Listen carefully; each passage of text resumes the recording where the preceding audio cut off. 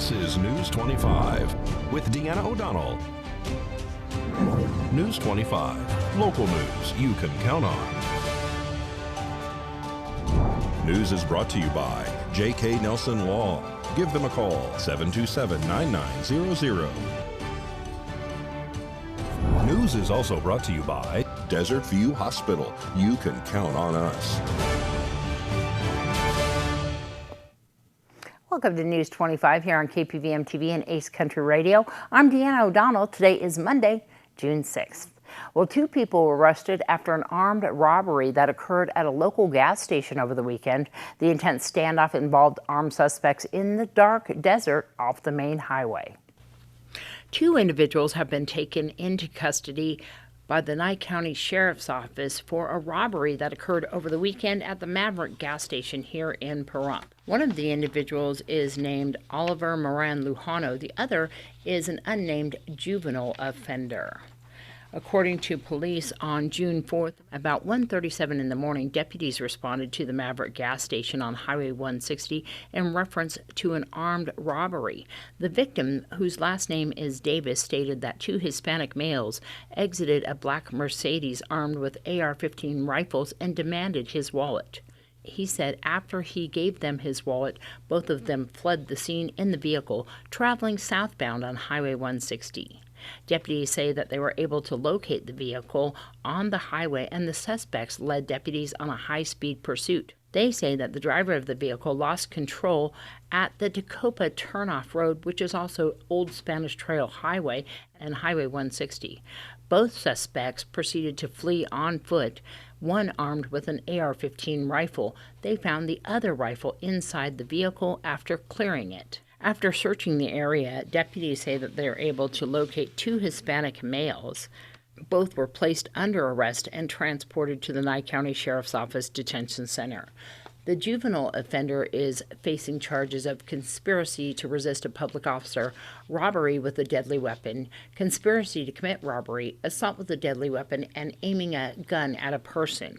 They say that Moran Lujano admitted to police that they committed the robbery because, quote, they were troublemakers.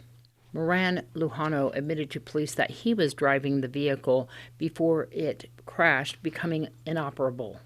Moran Lujano is facing charges of robbery with a deadly weapon, conspiracy to commit robbery, assault with a deadly weapon, aiming a gun at a person, contributing to the delinquency of a minor, conspiracy to resist a public officer, aiding a minor to possess a gun, driver disobeying a police officer, and endangering others.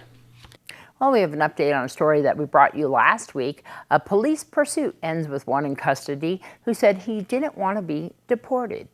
Police say that a man who was in the country on a temporary visa took them on a high-speed pursuit throughout the town, endangering the lives of others because he did not want to be deported. The Nye County Sheriff's Office says that on May 31st, the suspect in the case, Leonardo Ruiz Gallegos, was transported to the Nye County Detention Center after he fled from officers. According to the Nye County Sheriff's Office, Ruiz Gallegos allegedly failed to stop at the signal of an officer who was attempting to conduct a traffic stop on him for speeding on Homestead Road in Pahrump. The high-speed pursuit ensued, leading officers throughout the south side of town. The driver was traveling at excess of 80 miles per hour on side roads. Officers say the driver and only occupant lost control of his gray Toyota pickup truck at one point, crashing into a yard. Ruiz Gallegos also reportedly backed into a police cruiser at this time. The truck also crashed into a retaining wall, according to this report. That is when officers say the vehicle lost its front tire and the pursuit continued until finally ending when the truck was boxed in a driveway at a newly built home that was just purchased a few days before. The homeowner arrived at her house moments after the pursuit ended, shocked at the scene in her front yard.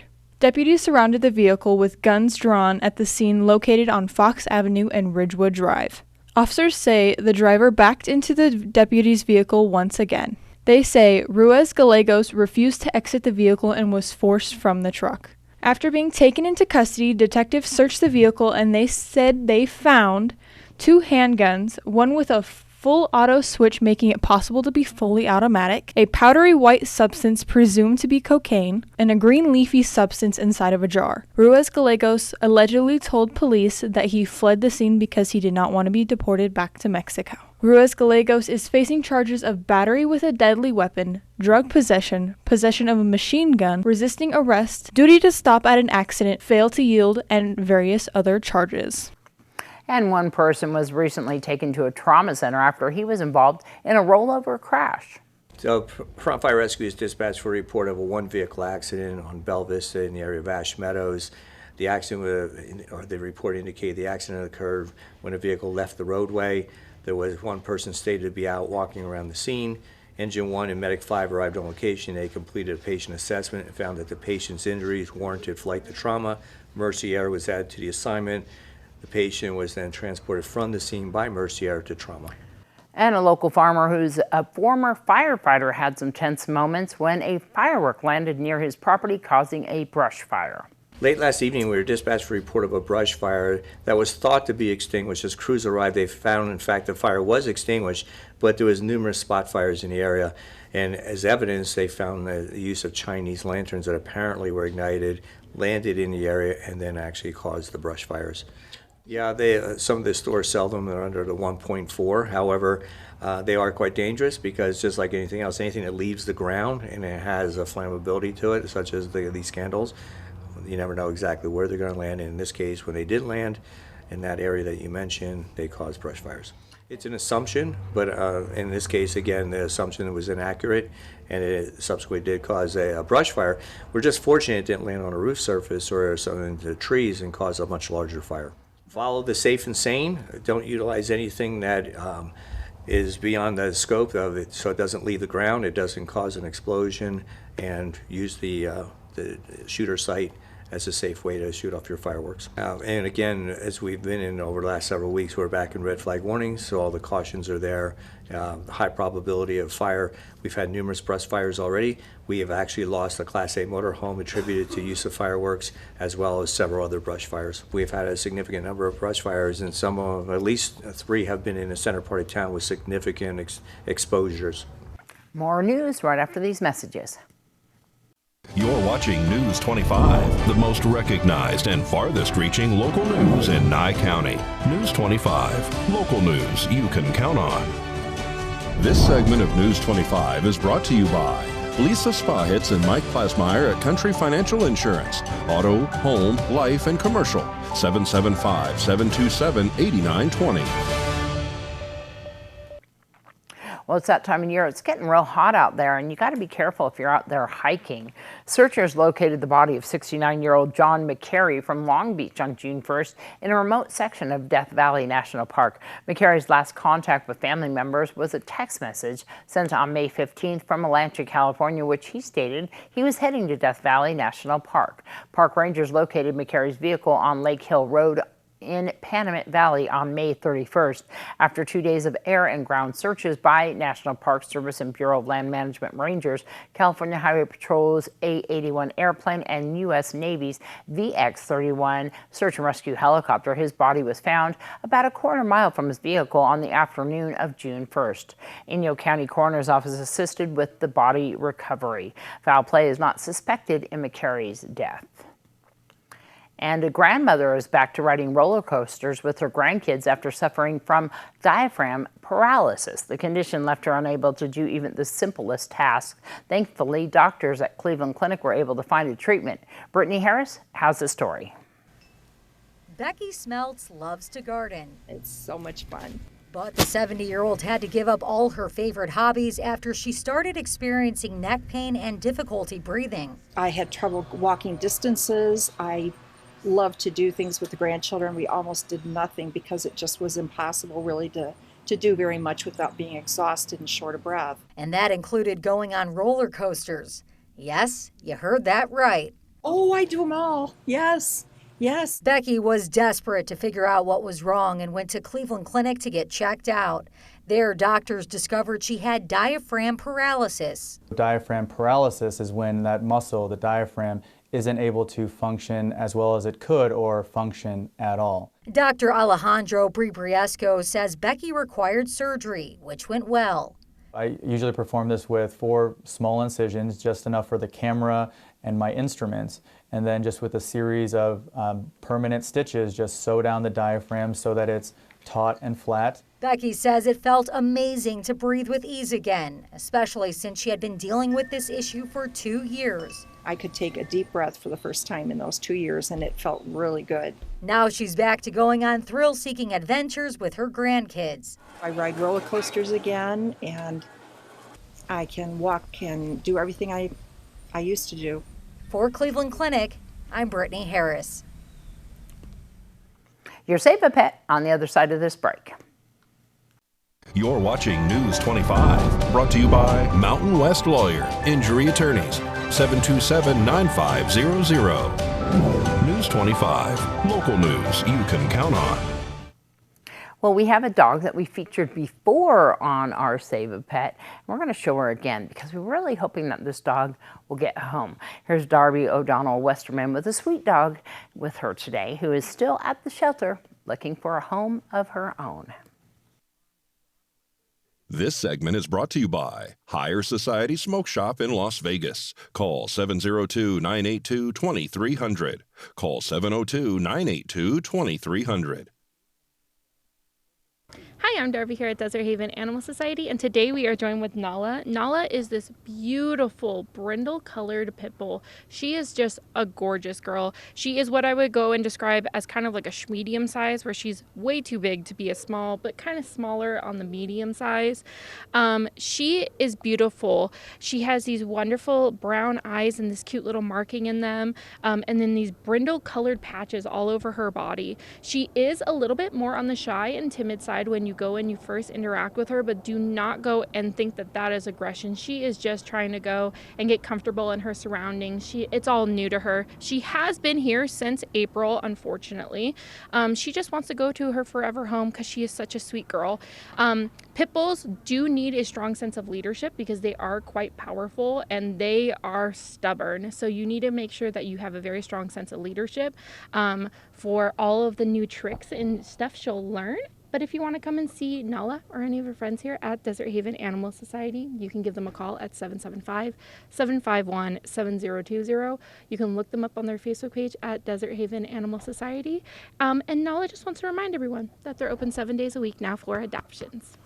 Well, if you're a candidate running for office here at KPVM TV, we have one free interview for every candidate per election cycle, and we like to make sure that the voters have a very good informed decision of who they are voting for. So today we have a U.S. Senate candidate. Her name is Cheryl Mendenhall. I'd like to welcome everybody back to Studio B. With me today is Cheryl Mendenhall. She's the only female in the United States Senate race, and I'm very excited to have you here today. So let's chat about why you decided to jump into this race. Yeah, thank you for having me. I think the conversation across the board has become so divisive. It's the stolen, was it not stolen? No matter what, there is election integrity issues. We just saw most recently over in Arizona a woman who pled guilty to a massive, elaborate ballot harvesting scheme. So people wanted proof. We now have proof across the board, and that's what we're going to continue to do. And what we need to do moving forward, this is something that is undermining the very fabric of America. If we don't feel like our vote counts, there are individuals who died for us to be able to have these freedoms and these rights. Everything changes, every law changes, the city changes when we don't have our voice electing the right individuals. So going forward, I will be aggressively going after making sure that we have an entire protected system. And right now what we have isn't infallible. We have different systems in different states. So we're going to break down the analytics and ensure going forward that people believe in our system again. I want to point out what people are not talking about. So take a look at Chicago. Chicago has some of the strictest gun laws in the entire nation, and they have some of the worst gun crime in the entire nation. The gun laws aren't working. Bottom line. So we need to start having different conversations. I don't care who you are. I don't care what party you are. Crime is a human issue, not a party issue. Kids dying, that's a human issue, not a party issue. So as I take a look at this, I'm not willing to have the same conversations everybody else is having. I ask the question, why do corporate buildings have better security with a badge, with security guards? Why do they have better protection than our kids in schools? We have fentanyl killing Americans at the same rate that individuals died in World War II. And most of it is being manufactured in Mexico. Immigration, proper immigration, I am a huge proponent of making sure that every single individual who wants to come over here legally is supported in that process. It is the process of illegal immigration, them flooding our borders, and then as a nation, us giving them aid, giving them a place to stay, while we have Americans, we have veterans here on our streets, and we're not taking care of our own. You know, we're trying to give money to individuals who are to pay off their college debt, but yet we have these small businesses employing individuals, and we're undermining them by saying you now have to pay these individuals X amount of dollars, instead of opening it up, letting them have, you know, some tax breaks and giving them the opportunity to hire more individuals. You know, these controversial topics, I truly believe that we need to go in, we need to sit down and say, this isn't about me, it's not about you, this is about America. News 25 Weather Cam is brought to you by Lerner and Rowe Injury Attorney's Office in Pahrump. In a wreck, need a check? Call 702-877-1500. All right, beautiful horsey out there. That's one of our wild horses that we've been showing you lately. Just having a good time in this nice weather. We'll find out more of what to expect in just a moment.